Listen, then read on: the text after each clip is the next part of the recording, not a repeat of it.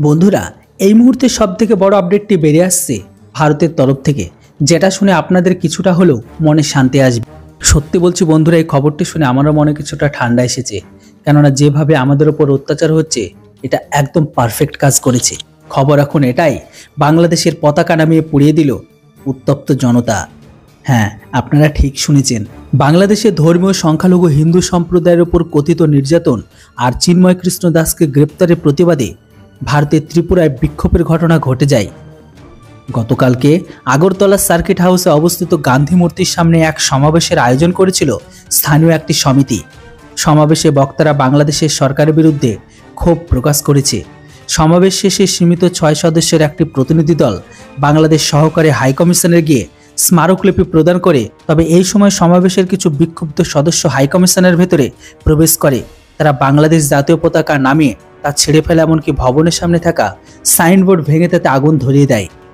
এই ঘটনায় বাংলাদেশ ও ভারতের মধ্যে কূটনৈতিক সম্পর্কের ক্ষেত্রে নতুন উত্তেজনার জন্ম দিয়েছে। বাংলাদেশের উপর হাইকমিশনের নিরাপত্তা ব্যবস্থা নিয়ে প্রশ্ন উঠেছে। ভারতের পররাষ্ট্র মন্ত্রণালয় ঘটনার বিষয়ে একটি স্টেটমেন্টও প্রদান করে। এতে বলা হয় যে আগরতলায় সহকারী হাইকমিশনের ভাঙচুরের ঘটনাটি অত্যন্ত দুঃখজনক। কূটনৈতিক ও কনসুলার সম্পৃক্তির প্রতি শ্রদ্ধা প্রদর্শন করা অত্যাবশ্যক।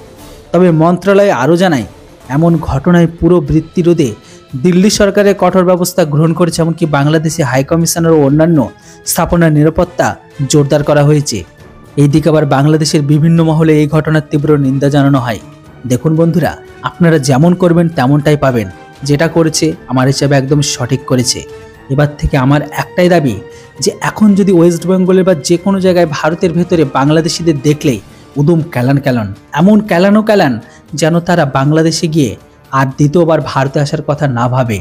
রাজনৈতিক বিশ্লেষকরা মনে করেছেন এই ধরনের ঘটনা দুই দেশের কূটনৈতিক সম্পর্কের নেতিবাচক প্রভাব ফেলতে পারে। বিশেষ করে যখন উভয় দেশে পারস্পরিক সম্পর্ক উন্নয়নের দিকে কাজ করছে, তখন এমন একটি ঘটনা ভীষণ উদ্বেগজনক। ত্রিপুরায় ঘটে যাওয়া এই ঘটনায় বাংলাদেশি নাগরিকদের মধ্যে কিছুটা ক্ষোভ সৃষ্টি হয়। তবে পাশাপাশি ঢাকায় ভারতীয় হাইকমিশনের নিরাপত্তাও জোরদার করা হয়েছে বলে জানা গেছে। দেখুন বন্ধুরা, শুরুটা বাংলাদেশ করেছে, শেষটা আমরা করব, কেননা ইট ছুড়লে পাটকেল খেতেই হবে। বন্ধুরা, এবার আপনারা বলুন, ভারতের ভেতরে বাংলাদেশের হাইকমিশনের সামনে তাদের পতাকা নামিয়ে পুড়িয়ে দেওয়া আমার কাছে অনেক আনন্দের একটি ব্যাপার। আপনাদের মতামত অবশ্যই কমেন্ট বক্সে লিখে জানাতে ভুলবেন না। ভিডিও আর ইনফরমেশন ভালো লাগলে অবশ্যই চ্যানেলটিকে সাবস্ক্রাইব করুন। Thanks for watching. জয় হিন্দ, বন্দে মাতরম।